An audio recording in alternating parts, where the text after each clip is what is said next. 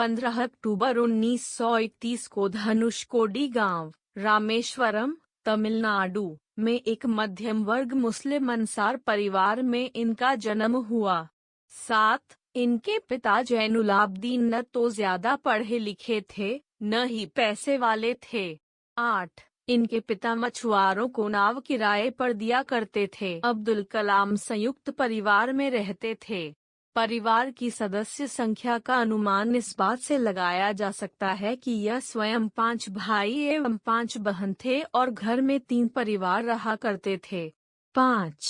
अब्दुल कलाम के जीवन पर इनके पिता का बहुत प्रभाव रहा। वे भले ही पढ़े लिखे नहीं थे, लेकिन उनकी लगन और उनके दिए संस्कार अब्दुल कलाम के बहुत काम आए। 9. 10.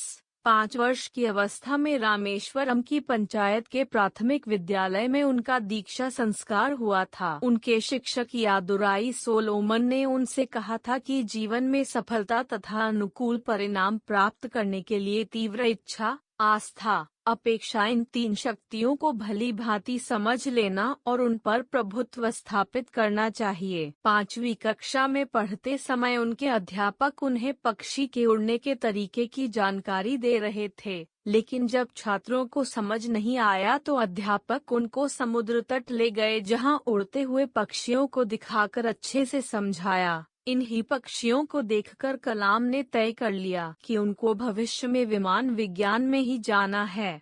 कलाम के गणित के अध्यापक सुबह ट्यूशन लेते थे, इसलिए वह सुबह 4 बजे गणित की ट्यूशन पढ़ने जाते थे।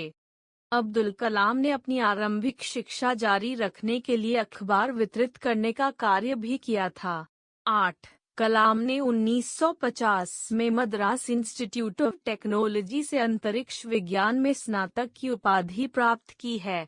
स्नातक होने के बाद उन्होंने हावरक्राफ्ट परियोजना पर काम करने के लिए भारतीय रक्षा अनुसंधान एवं विकास संस्थान में प्रवेश किया। 1962 में वे भारतीय अंतरिक्ष अनुसंधान संगठन में आए, जहां उन्होंने सफलतापूर्वक कई उपग्रह प्रक्षेपण परियोजनाओं में अपनी भूमिका निभाई। परियोजना निदेशक के रूप में भारत के पहले स्वदेशी उपग्रह प्रक्षेपण यान SLV-3 के निर्माण में महत्वपूर्ण भूमिका निभाई, जिससे जुलाई 1982 में रोहिणी उपग्रह सफलतापूर्वक अंतरिक्ष में प्रक्षेपित किया गया था।